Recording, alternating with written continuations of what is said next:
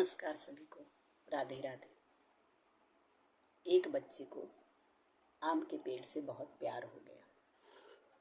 वह बच्चा दिन भर आम के पेड़ के पास रहता, टहनियों में उछल कूद करता और उसके फल खाता।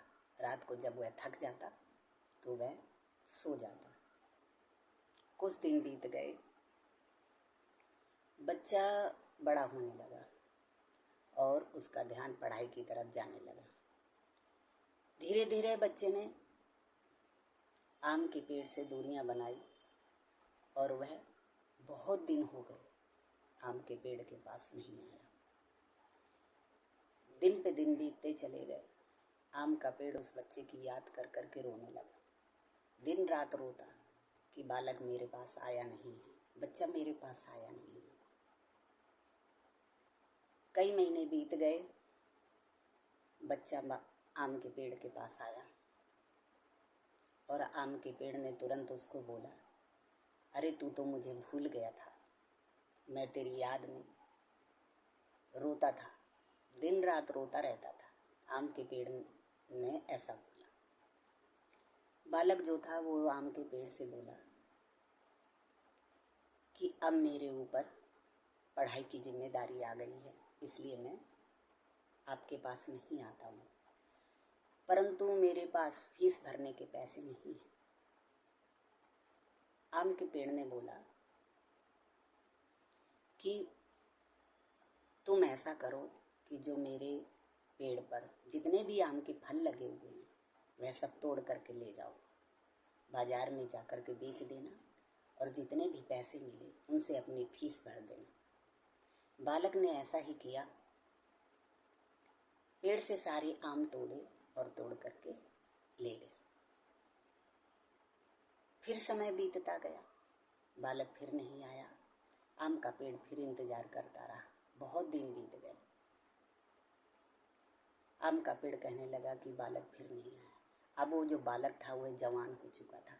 जवान बालक कुछ दिनों बाद फिर वहां पर आम के पेड़ के पास आया। आम के पेड़ ने कहा कि तू तो मुझे भूल जाता है, अब तू बड़ा हो गया है, जवान हो गया है।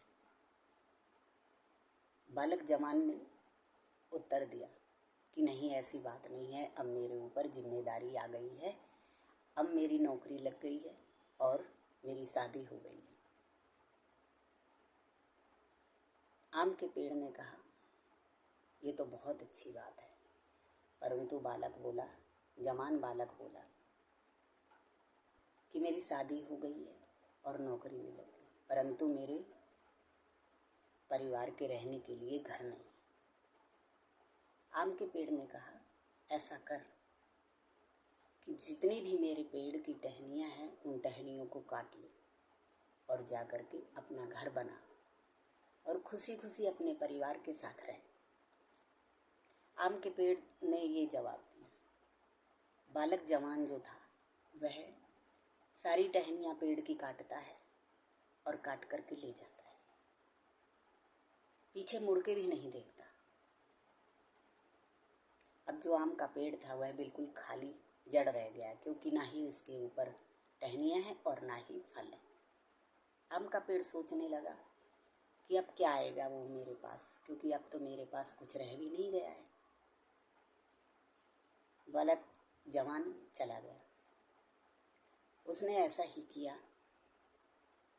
बहुत दिन बीत गए। आम का पेड़ इंतजार करता रहा कि अब आएगा अब आएगा, परंतु वह नहीं आया। बहुत दिनों के बाद जब वृद्धावस्था आ गई तो मार्ग से चलता हुआ एक वृद्ध आदमी पेड़ की तरफ बढ़ता हुआ दिखाई दिया। आम का पेड़ सोचने लगा कि यह बूढ़ा आदमी मेरी तरफ क्यों आ रहा है। फिर बूढ़ा आदमी आम के पास आया, आम के पेड़ के पास आया तो आम के पेड़ ने कहा, कहो मैं आपकी क्या मदद कर सकता हूँ, अब तो मेरे पास कुछ भी नहीं रह गया है। बूढ़े आदमी ने बोला कि आपने पहचाना नहीं, मैं वही बालक हूँ जो मैं आपके पास हमेशा मदद मांगने आता था और खेलता था, फिर उसके बाद जवान हो गया। फिर आम के पेड़ ने कहा कि अब तो मैं किसी भी लायक नहीं हूँ जो आपकी मदद कर सकूं। बालक ने बोला कि अब मैं मदद मांगने नहीं आया हूँ, अब आपसे मैं खेलने आया हूँ, मिलने आया हूँ। आम का पेड़ सोचने लगा कि अब तो मैं किसी काम का भी नहीं हूँ। परंतु दोस्तों, वह आम का पेड़ हमारे माँ बाप हैं। कहानी इमोशनल करेगी जब भी आप सुनोगे। फिर आम के पेड़ में वह बालक रोया, आम के पेड़ से लिपट कर रोया और उसके बाद वह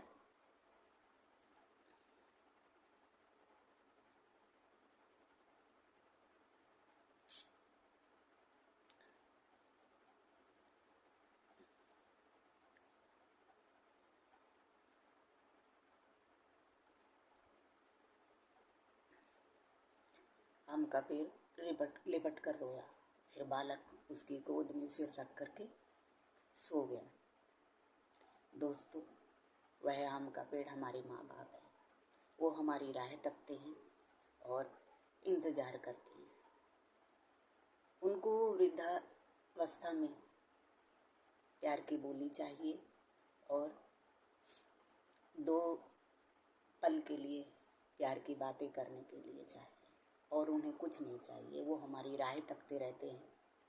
इसलिए वृद्धावस्था में उनका ध्यान जरूर रखिए। जब वृद्धावस्था आती है और वह अपने आप को एक बार उनसे मिल करके देखिए, उनका अंतर्मन दोबारा से अंकुरित हो उठेगा। आपको यदि कहानी अच्छी लगी हो तो मेरी वीडियो को लाइक करिए, सब्सक्राइब करिए, कमेंट करिए और शेयर करिए। अपने दोस्तों तक जरूर पहुंचाइए। नमस्कार सभी को। राधे राधे।